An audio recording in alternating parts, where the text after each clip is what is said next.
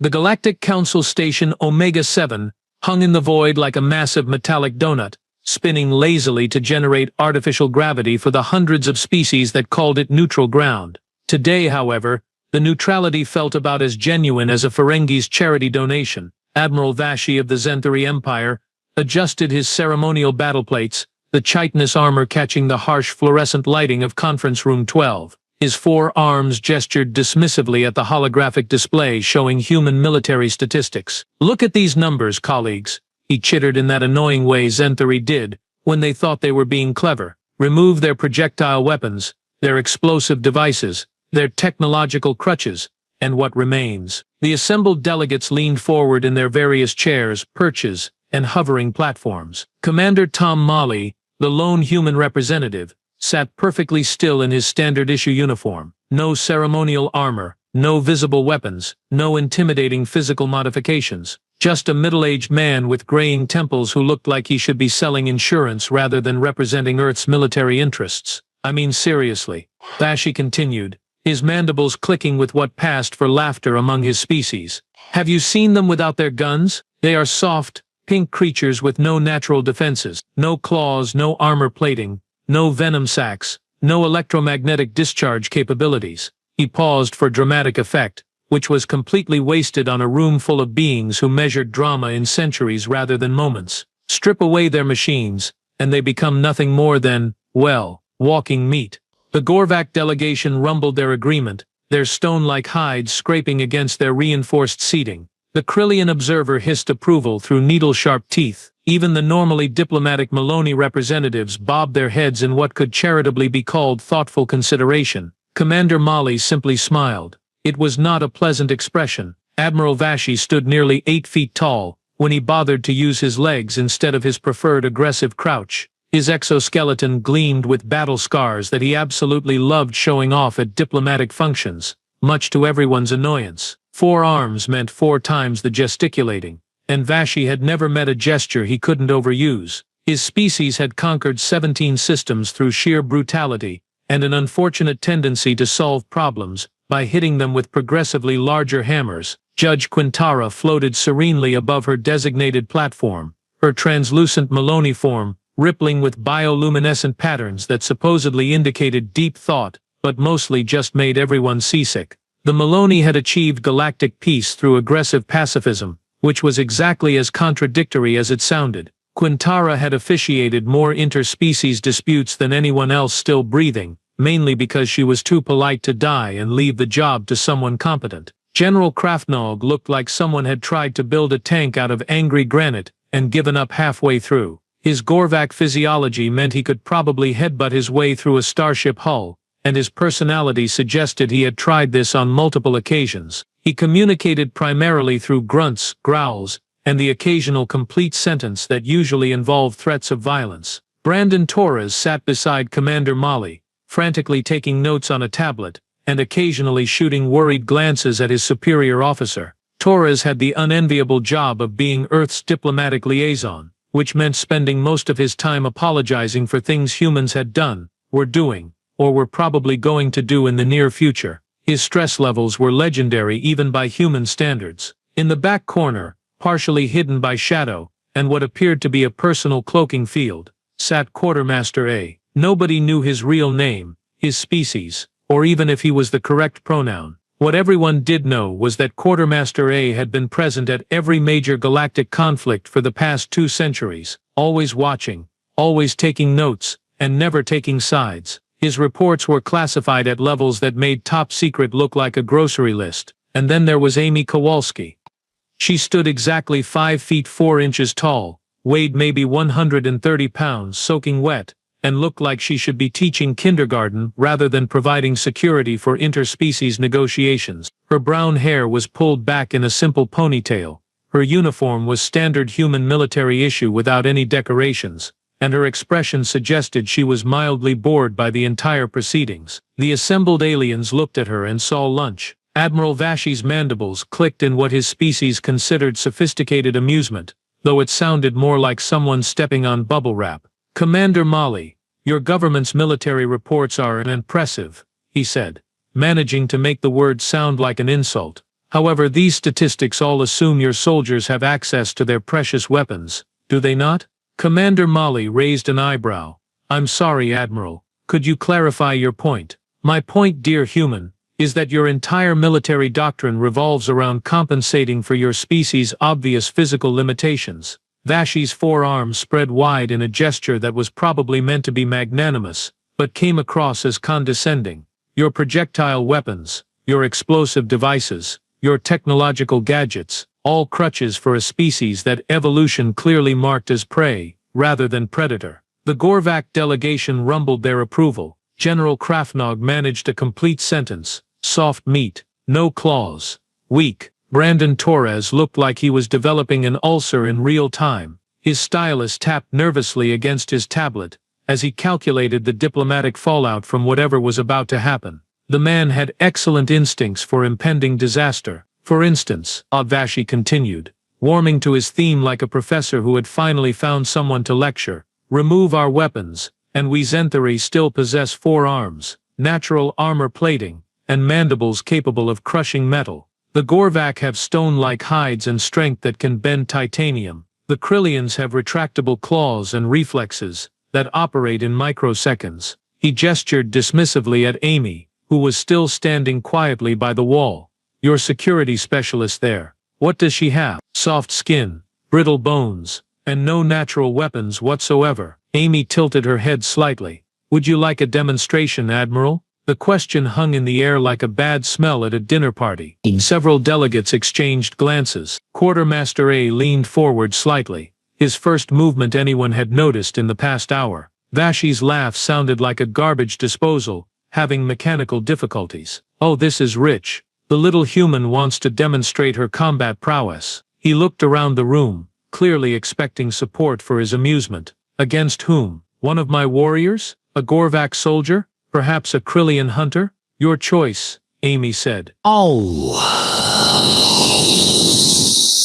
Her tone so casual, she might have been offering to demonstrate how to make coffee. 1, 2, or all 3 at once. Whatever makes you feel confident in your hypothesis. The silence that followed was the kind of silence that makes historians write entire chapters. Brandon Torres put his head in his hands. Commander Molly's smile grew wider. Judge Quintara's bioluminescent patterns shifted to what the Maloney called morbid curiosity, but everyone else recognized as the equivalent of reaching for popcorn. General Krafnog stood up, his rocky hide scraping against his chair. I fight small human, he declared, probably using up his word quota for the week. Make it 3.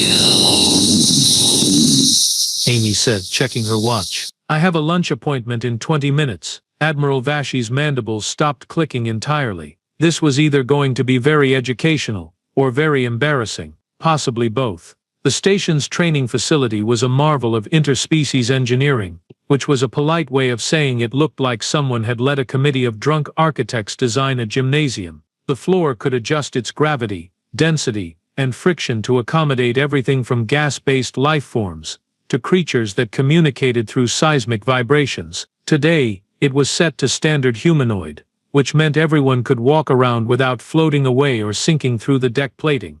Word had spread through the station with the speed of gossip in a small town, and the observation deck filled rapidly with beings who had nothing better to do than watch what promised to be either a spectacular fight or a very brief execution. The smart money was on execution. 3 volunteers had stepped forward, each representing the pinnacle of their species' warrior traditions, though volunteered might have been a generous term. Admiral Vashi had essentially volunteered them by pointing and making aggressive chittering noises. Commander Zex represented the Zenthari. He stood 7.5 feet tall, his exoskeleton polished to mirror brightness, 4 arms ending in claws that could rend steel. He moved with the fluid grace of a predator who had never encountered anything he couldn't dismember. His pre-fight warm-up routine involved punching holes in a titanium practice dummy, which he did with casual efficiency while staring at Amy like she was an interesting insect. The Gorvak warrior called himself Thorn, probably because Crush's things with face was too long for official paperwork. He looked like a small mountain had learned to walk upright and developed anger management issues. His species didn't bother with weapons because their entire bodies were weapons. Thorne demonstrated this by headbutting a support beam hard enough to leave a dent, then grunting with satisfaction. The Krillian representative went by Skex, and moved like liquid death poured into a vaguely humanoid mold. His retractable claws extended and retracted in hypnotic patterns while he stretched, each movement precise and economical. Krillians were ambush predators by nature, built for speed and lethality. Skex could probably disembowel a target in the time it took most beings to blink. Amy Kowalski stood in the center of the training mat, hands clasped behind her back, watching the three warriors with the kind of polite attention usually reserved for PowerPoint presentations about quarterly earnings reports. Judge Quintara floated to her designated officiating position, her bioluminescent patterns shifting to official business, mixed with "this is probably a terrible idea." Her voice resonated through the chamber's translation systems. Standard combat rules apply. No weapons, no lethal force, victory by incapacitation or surrender. The match ends when one side is unable to continue. Brandon Torres was frantically typing on his tablet, probably composing his resignation letter. Commander Molly stood beside him with his arms crossed, wearing the expression of someone watching a magic trick he had seen before. The betting pools formed with remarkable speed. The odds were running roughly 300 to 1 against the human, which seemed optimistic from Amy's perspective. Most beings were betting on how quickly she would go down, rather than if she would go down. The over-under for her survival time was currently set at 15 seconds, and most of the smart money was taking the under. Quartermaster A had somehow acquired front-row seating, and what appeared to be alien popcorn. "Combatants ready?" Judge Quintara asked, though it seemed like a rhetorical question given that Amy looked like she was waiting for a bus while her opponents looked like they were preparing to hunt mammoths. Amy nodded once. The three warriors assumed combat stances that had been perfected over millennia of warfare. Judge Quintara's patterns shifted to begin combat, with just a hint of "may whatever gods are listening have mercy on your soul." The match began. What happened next would be debated in military academies across 17 systems for the next century, though most of the debate would center around whether the security footage had been doctored, slowed down, or replaced entirely with an elaborate holographic simulation. The three warriors moved with the coordinated precision of apex predators, who had trained together for this exact scenario. Commander Zex came in high and fast, his forearms spread wide to prevent escape routes while his mandibles clicked in anticipation.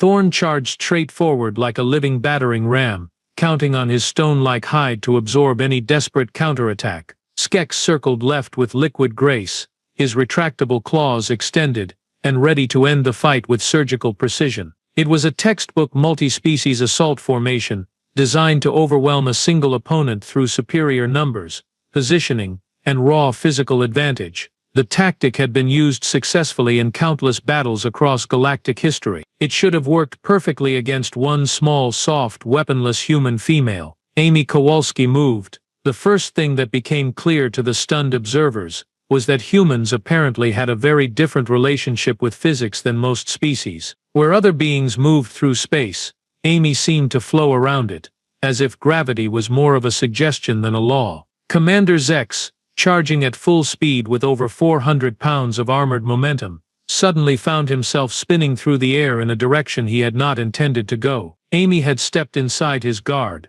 grabbed his leading arm with both hands, and used his own velocity against him, in a move that looked deceptively simple. The Zenthari warrior's trajectory shifted from intimidating charge to uncontrolled flight in the space between heartbeats. He hit the training mat with a sound like a dropped piano, his exoskeleton cracking against the reinforced flooring. The impact was hard enough to register on the station's seismic sensors. Thorne, witnessing his teammate's sudden conversion from warrior to projectile, had approximately 0.3 seconds to process this information before Amy was somehow beside him. The Gorvek's stone-like hide had evolved to withstand plasma bolts, kinetic weapons, and the occasional small asteroid impact. It had not evolved to withstand a human female, who apparently knew exactly where every nerve cluster in his body was located. Amy's strike looked like a gentle tap, the kind of gesture someone might use to get a friend's attention at a noisy party. Her fingertips made contact with a spot just below Thorne's left shoulder blade for perhaps a tenth of a second.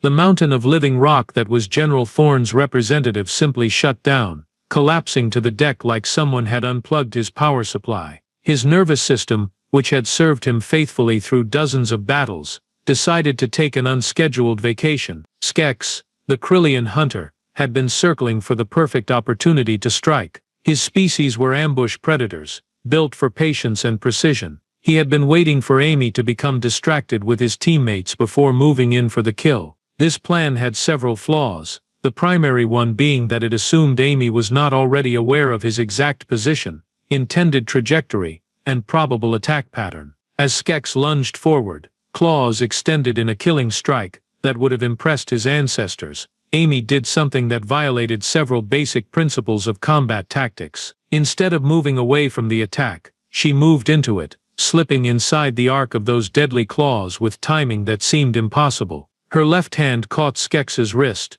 her right hand found his elbow, and suddenly the Krillian's own momentum was working against him in ways that evolution had never prepared him for. Skex found himself face first against the training mat, his own claws pinned harmlessly beneath his body, while Amy applied pressure to joints that Krillians were not supposed to be able to bend in those directions. The proud hunter made a sound that roughly translated to "I would like to surrender now, please," though it came out more as a high-pitched whine. Total elapsed time, 2.7 seconds. The silence that followed was the kind of silence that makes religious converts and ruins political careers. It was the silence of fundamental assumptions being violently readjusted. It was the silence of an entire room full of beings suddenly realizing that they had been operating under a critical misunderstanding about the nature of reality. Admiral Vashi's mandibles hung open in an expression that his species had no word for, mainly because they had never needed one. Judge Quintara's bioluminescent patterns cycled through colors that the Maloney language associated with concepts like impossible,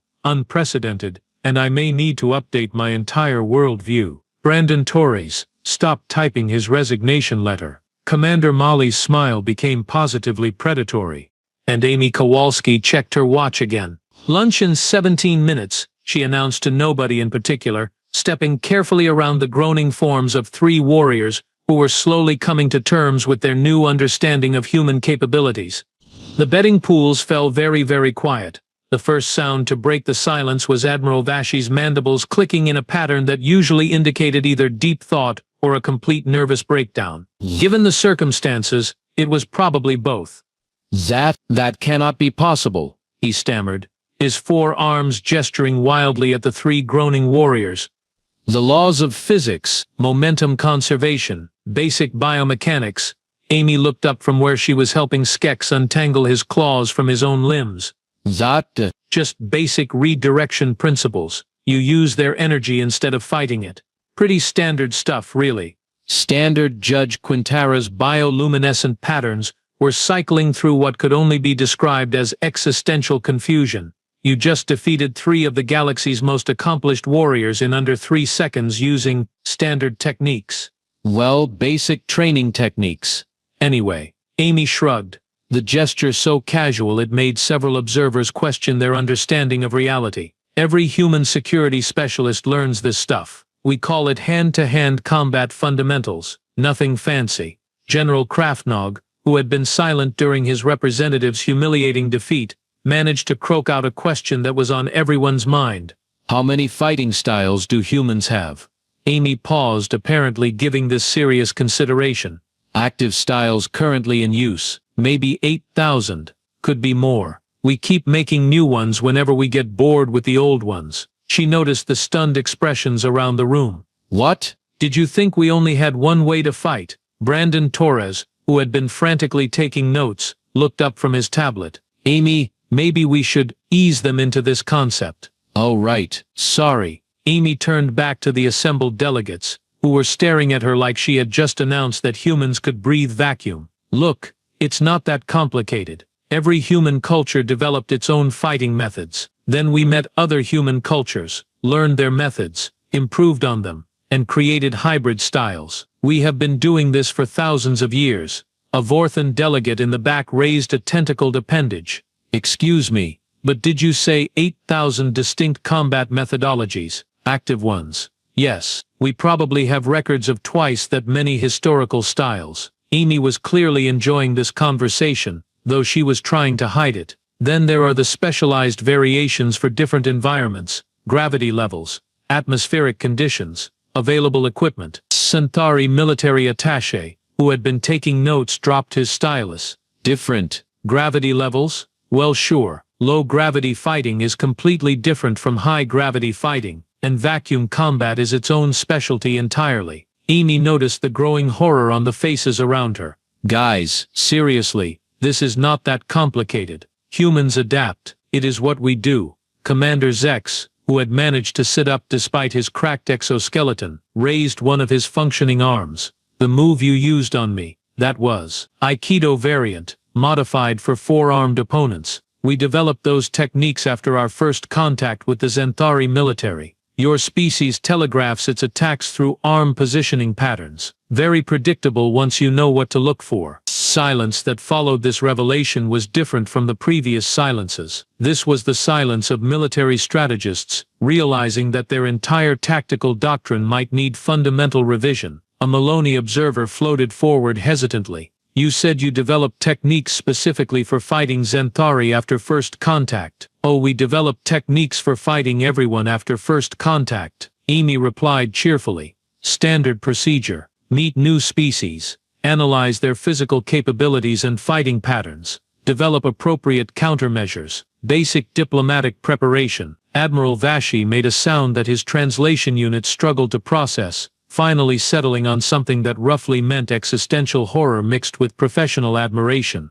A Krillian delegate spoke up from near the back. This explains the incident at the Outer Rim negotiations, and the security demonstration on Kepler Station, added a Gorvak observer. Do not forget what happened during the trade summit on Proxima 7, muttered another voice. Amy looked genuinely curious. What happened on Proxima 7? The room erupted in overlapping conversations as delegates began sharing their own encounters with human diplomatic security. Stories of human negotiators who could apparently break bones with their bare hands, security personnel who moved like liquid shadows, and trade representatives who could disarm trained assassins using nothing but improvised weapons and an alarming knowledge of alien anatomy. Commander Mali stepped forward, his smile now resembling that of a predator who had just realized he was not in fact surrounded by larger predators, but by a buffet. Perhaps, he said diplomatically, we should discuss humanity's willingness to share some of these basic training techniques with our galactic partners. The expressions of horror that greeted this suggestion were absolutely priceless. Judge Quintara's patterns shifted to what roughly translated as impending philosophical crisis, as she tried to process the implications. Commander Mali, perhaps you could explain how your species developed such comprehensive combat capabilities. Brandon Torres seized the opportunity like a diplomat grabbing a lifeline. Well, Your Honor, it all comes down to evolutionary pressure. Earth is what we classify as a death world. What now? Admiral Vashi's voice had climbed several octaves, which was impressive considering his species' vocal range. Death world, Amy repeated helpfully. Planet where everything tries to kill you, all the time. For millions of years. Torres pulled up a holographic display of Earth, and the assembled delegates leaned forward, with the kind of morbid fascination usually reserved for watching traffic accidents. Earth's ecosystem is competitive. We have apex predators on land, in water, and in the air, venomous creatures, parasitic organisms, hostile weather patterns, seismic instability, an atmospheric composition that changes seasonally. That sounds like a prison planet, whispered a Vorthan delegate. Gets worse, Amy added cheerfully. Humans started at the bottom of the food chain. No claws, no armor, no venom, no natural weapons, just big brains and opposable thumbs. Admiral Vashi was beginning to understand the scope of his miscalculation. So you developed intelligence to compensate for physical limitations. Not just intelligence, Torres explained, warming to his subject. Adaptability. Humans learn to use tools, coordinate hunting strategies, and most importantly, fight everything that tried to eat us. He gestured to Amy. Every human combat style evolved from our ancestors figuring out how to kill something that was bigger, stronger, faster, or more naturally armed than we were. Commander Zex, still nursing his cracked exoskeleton, spoke slowly. You are saying that humans spent millions of years learning to fight. Learning to win fights, Amy corrected. Big difference. Fighting is easy. Winning against superior opponents requires technique. The Maloney observer's patterns had shifted to what could only be described as academic fascination mixed with existential dread. This explains your species' technological development patterns. You do not just create weapons, you create solutions. Exactly. Torres nodded. When we met the Zentharay, we did not just build bigger guns. We studied Zentharay physiology, analyzed their combat doctrine, and developed specific techniques to neutralize their advantages. Admiral Vashi's worldview was not just cracking, it was undergoing complete structural failure. But we are larger, stronger, naturally armored, and predictable, Amy said gently. The way someone might explain basic math to a confused child. Your advantages make you overconfident. Overconfidence creates patterns. Patterns can be exploited. A Gorvak delegate who had been silent until now spoke up. What about our stone-like hides? How do you defeat natural armor? Amy smiled. Every armor has weak points, joints, nerve clusters, pressure points. You just have to know where to look. The revelation was spreading through the chamber like a virus. Species that had considered themselves militarily superior to humans were rapidly recalculating their assessments. The Krillians were reassessing their stealth doctrine. The Zentharay were questioning their reliance on physical intimidation. The Gorvak were wondering if maybe, possibly, they had been approaching combat entirely wrong. Brandon Torres struck while the iron was hot. Of course, Earth would be happy to establish cultural exchange programs with any interested species, military training exchanges, combat technique seminars, adaptive strategy workshops. You are offering to teach us how to fight like humans? Judge Quintara asked, her patterns cycling through colors that had no translation but definitely involved the concept of dangerous opportunity. Torres smiled his most diplomatic smile. We prefer to think of it as teaching you how to fight like survivors. The silence that followed was the sound of an entire galactic power structure realizing it needed to be completely re-evaluated. Admiral Vashi looked at his hands, as if seeing them for the first time. 4 arms had always seemed like an advantage before. The formal apologies began approximately 10 minutes later, once the various delegates had finished emergency consultations with their respective military advisors. Admiral Vashi led the procession, his mandibles clicking in what his species considered a gesture of profound respect, though it sounded more like someone nervously shuffling cards. Commander Mali, Security Specialist Kowalski, Vashi began, his voice carrying none of its earlier arrogance. The Zentharay Empire formally acknowledges that our previous assessments of human military capabilities were inadequate, catastrophically wrong, added General Krafnog, who apparently had more vocabulary than anyone had given him credit for. Amy waved dismissively while helping Thorn to his feet. The Gorvak warrior was still wobbly but seemed to be regaining sensation in his extremities. No big deal, happens all the time.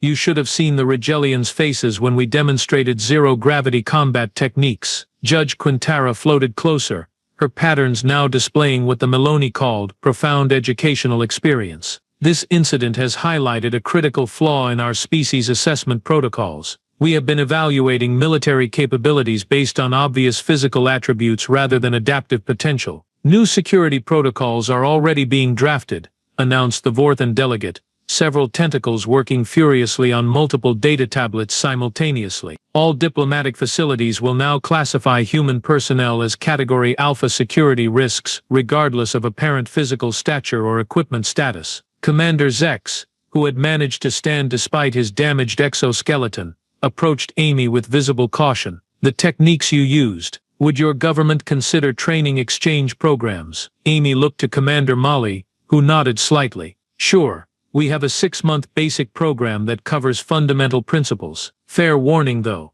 the physical conditioning requirements are pretty intense. How intense? Asked Skex, flexing his recently untangled claws experimentally. Well, the dropout rate is usually around 90%, Amy said cheerfully. But that includes humans, so do not take it personally. Admiral Vashi was frantically making notes on his personal device. I need to contact Fleet Command immediately.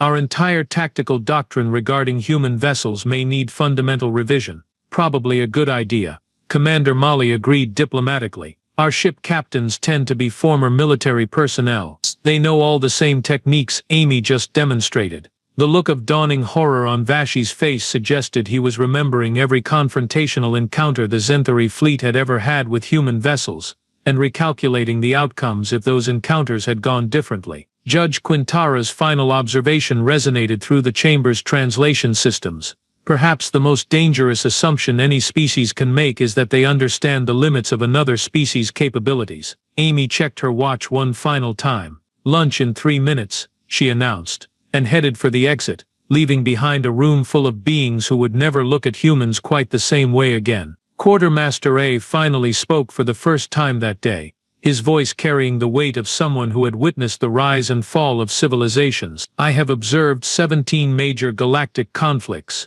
he said quietly, making notes on his ever-present tablet. "I have seen species extinct themselves through overconfidence. Today I watched the most dangerous species in known space demonstrate why they choose to use weapons." The assembled delegates turned to stare at him, mandibles, tentacles, and various other appendages frozen in confusion. "You still do not understand," Quartermaster A continued, his tone almost gentle. "Humans do not use weapons because they need them. They use weapons because it is more efficient than the alternative. What you witnessed today, this is what they consider merciful." The realization settled over the chamber like a cold fog. Every diplomatic dinner, every trade negotiation, every casual interaction with human personnel, they had been surrounded by beings who could have ended them in seconds but chose not to. Admiral Vashi's final entry in his personal log that day read simply, "Recommend immediate revision of all human interaction protocols. Also recommend we never ever make them angry."